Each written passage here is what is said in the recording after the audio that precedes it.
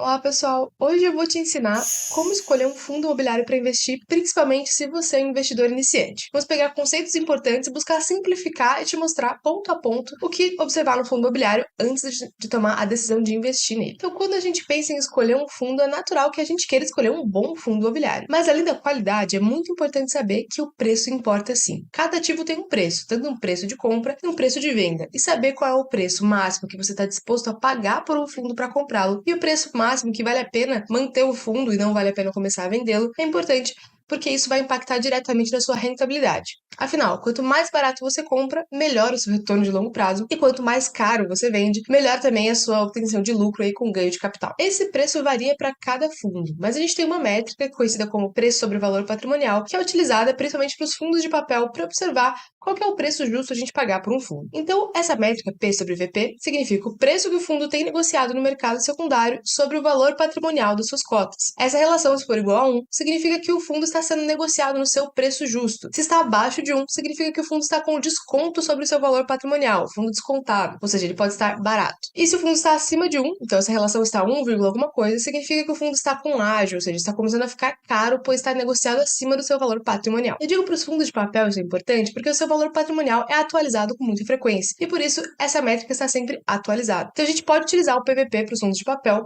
tendo como tolerância um ágio, ou seja, um PVP até de 1,05, ou seja, um ágio de 5%. 5% acima do seu valor patrimonial ainda é um preço justo para pagar por esse fundo. Acima disso, a gente passa a considerar que o fundo está caro e pode ser uma boa hora para vender e comprar um fundo com mais desconto, a depender, claro, dos seus objetivos. Ou então, pelo menos, não comprar esse fundo porque já está caro e aguardar ele cair para você comprar ele mais barato. Afinal, não adianta o fundo ser muito bom e você comprar ele com PVP de 1,1, por exemplo, um ágio de 10%, porque a tendência é muito mais dele cair do que ele subir mais. Afinal, o preço tende a convergir para o valor patrimonial do fundo, e é por isso que é importante observar o preço antes de comprar. Mas muito cuidado, porque o contrário nem sempre é verdade. Um PVP abaixo de 1 significa sim que o fundo está com desconto sobre o seu valor patrimonial, mas nem sempre significa que o fundo está barato. Afinal, um desconto não é necessariamente que o fundo está barato, mas sim ele pode estar precificando algum problema de inadimplência, algum risco de calote, alguma situação que você não está vendo, mas que alguns investidores já estão vendo e estão precificando nesse ativo. Então pode ser muito mais uma precificação de risco do fundo e não necessariamente um desconto de que vale a pena comprar aquele ativo. Por isso é importante observar a qualidade e o preço. Já para os fundos de tijolo, a métrica do P sobre VP não é a mais indicada, porque o valor patrimonial dos fundos de tijolo é atualizado uma até no máximo 2 vezes por ano. Então essa métrica acaba ficando muito defasada. A gente vê, por exemplo, quando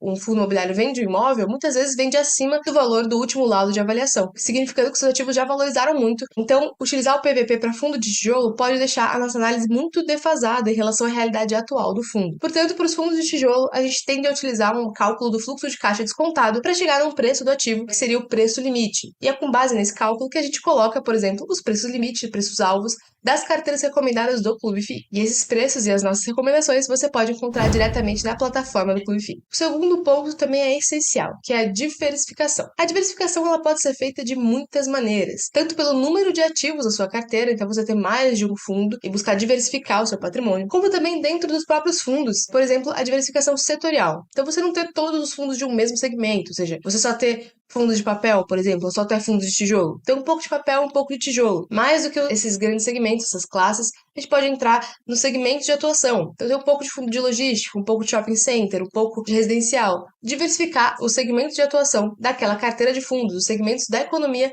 ao qual os investimentos estão expostos. Além disso, a diversificação pode ser feita também em número de inquilinos e número de empresas, enfim, de devedores que, para um fundo de papel, a qual ele está exposto. Outra diversificação importante é a diversificação geográfica, ou seja, não ter todos os ativos do fundo localizados num mesmo lugar. Isso é importante você observar até entre os fundos da sua carteira. Pode ser que você tenha um fundo que seja diversificado, ele tenha ali, sei lá, 20% de ativos localizados no Rio Grande do Sul, mas você tem outros fundos que tenham também 20, 15, 30%, e quando você vê, você tem uma grande exposição a uma mesma região. E isso aumenta os riscos, pois se acontece, por exemplo, um desastre natural, como a gente viu acontecer no Rio Grande do Sul, você pode ter a sua carteira de investimentos muito exposta a esse tipo de risco. Então, a diversificação geográfica também é importante para evitar que eventos adversos possam impactar os seus investimentos. Um outro tipo de diversificação também possível é a diversificação de estratégia. Então, você pode ter um fundo que tem ativos mais para carrego, de longo prazo, contratos longos, e um fundo que faça mais giro de carteira, faça mais reciclagem, buscando ter mais ganhos de capital. A diversificação de estratégia pode ser também de objetivo de investimento. Você pode ter, por exemplo, um fundo de lajes corporativas que compra grandes lajes de padrão A mais, aqui na Faria Lima, na JK, no Itaim Bibi. E você pode ter um fundo que compra ativos menores, escritórios boutique, bem localizados, mas em regiões um pouco mais secundárias, compra ativos de uma qualidade menor, mas pega eles, reforma, deixa eles prontos, mobiliados para alugar e consegue um preço excelente por isso. Então, diferentes estratégias que vão capturar diferentes tipos de demanda e podem ser beneficiados em momentos diferentes. Lembrando que a importância da diversificação é minimizar os seus riscos, naquele princípio de não colocar todos os ovos na mesma cesta, para que se aconteça alguma coisa, algum evento adverso, você tem aí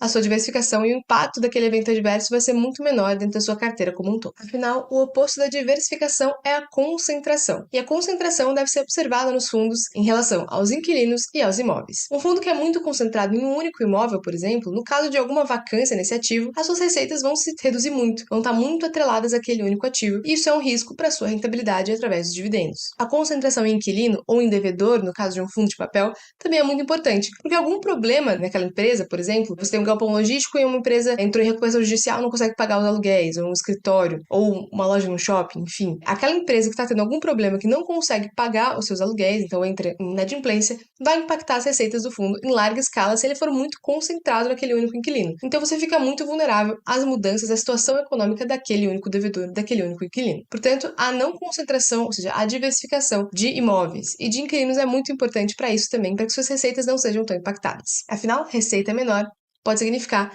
dividendo menor. Um outro ponto importante é observar o cenário macroeconômico e os ciclos da economia. Isso não é só a conjuntura atual da economia, e sim as perspectivas daqui para frente. Por exemplo, estamos vivendo hoje um momento de juros ainda elevados num patamar de 2 dígitos, mas, embora tenham se interrompido os ciclos de cortes da Selic nesse momento, a perspectiva é de que os juros estejam mais baixos no ano que vem. Então, a perspectiva é de queda. Portanto, um fundo, digamos, de papel, que tem as suas receitas corrigidas pelo CDI, ou seja indexado ao CDI, à taxa de juros, ele vai ter uma redução das receitas daqui para frente, a tendência de uma queda. Isso, naturalmente, vai reduzir os dividendos. É importante você observar isso para escolher o fundo que você vai comprar e já ter em mente que se você compra um fundo indexado ao CDI, seus dividendos vão cair e provavelmente a cotação vai acompanhar e as cotas também vão cair no mercado. Portanto, compreender não só o cenário atual dos fundos que estão bem posicionados, estão pagando bem e aqueles que podem ter uma queda na sua receita na frente, te ajuda a se posicionar melhor nesse mercado. E os ciclos econômicos são importantes justamente para isso. No momento de IPCA mais baixo, por exemplo, alguns meses que a gente teve deflação, isso impactou muito as receitas dos fundos indexados ao IPCA. Sua receita caiu, seus dividendos caíram e a cotação caiu muito. Nesse momento, quem se posicionou e comprou bons fundos, sabendo que era apenas um momento pontual, um ciclo econômico, comprou fundos bons a um preço excelente e está tendo hoje um retorno muito bom, porque comprou na hora certa. O mais correto é a gente comprar no contraciclo. Então, o fundo que não está tão bem posicionado agora, mas tem qualidade, tem boa gestora, tem bons ativos diversificados, comprar ele no momento de baixa pode acelerar seus ganhos no futuro. Também é importante avaliar o histórico da gestora, o famoso track record. Para observar isso, no fundo, por exemplo, de gestão ativa, é ver se a gestão tem feito compras e vendas de ativos, reciclando seu portfólio, renovando e aumentando as receitas. Nas revisionais, conseguindo um aluguel mais caro pelos seus ativos. No caso de uma venda, batendo a inflação ao longo do tempo, gerando um ganho de capital relevante para os cotistas. No caso de emissões feitas no valor patrimonial ou caso abaixo do valor patrimonial, com uma boa justificativa que tenha melhorado o retorno dos investidores após essa emissão, essa diluição do seu patrimônio. Se no caso da emissão foi comunicado um bom pipeline de compra, a comunicação com o cotista foi transparente, foi clara, a alocação dos recursos foi ágil e também tudo foi bem comunicado para o cotista acompanhar os próximos passos, esses são bons sinais de uma gestora que tem feito um bom trabalho. Então, analisar o track record histórico da gestora significa você estar mais perto da gestão do fundo e já ter uma ideia de o que esperar da gestão do fundo daqui para frente. Afinal, esses são os responsáveis, os profissionais que vão trabalhar para você, cuidando e gerindo o seu patrimônio, que são os ativos do fundo imobiliário. E dentro do histórico da gestão, é importante observar também a alavancagem, qual é o percentual da alavancagem do fundo, caso ele tenha, se é muito excessivo em relação aos seus ativos, se essa alavancagem foi bem estruturada, com prazos longos de pagamento, sendo corrigida por uma taxa que é bem casada e é similar à taxa de correção das receitas, e se o custo da dívida ele é menor à receita recebida pelo ativo que foi adquirido com a alavancagem, de modo que o fundo consiga gerar receitas ainda assim, mesmo com o custo do endividamento. Então, ter uma receita bem casada com a dívida, de forma que a receita seja maior do que esse endividamento, e o prazo de pagamento seja longo, de forma que não seja uma alavancagem detratora, e sim uma alavancagem positiva para o fundo, gerando valor, é também uma forma de observar se a gestão fez um bom trabalho de estruturação dessa dívida. Um outro fator muito importante é observar a localização dos ativos nos fundos de tijolo. Afinal, nessa classe de fundos imobiliários, a localização é o mais importante. Os ativos bem localizados tendem a ter alta procura, uma boa demanda, boa liquidez no mercado e baixíssima vacância, com preços de aluguel praticados bem elevados, aumentando as receitas e diminuindo os períodos em que o ativo fica ali vago, gerando custos para o fundo imobiliário. Até porque é importante lembrar que o ativo vago ele não só deixa de gerar receita, ou seja, ele é um patrimônio seu que não está sendo rentabilizado, mas ele gera também custos, como por exemplo condomínio, IPTU, que normalmente são pagos ali pelo inquilino, e quando ele está vago é o proprietário que fica pagando. Portanto, no fundo de tijolo, além da localização, é bom observar também a taxa de vacância desse fundo, se ela é física, qual é o percentual de vacância física, ou seja, ativos imóveis vagos, percentual de área vaga do fundo, ou vacância financeira também, que em relação à receita potencial total do fundo,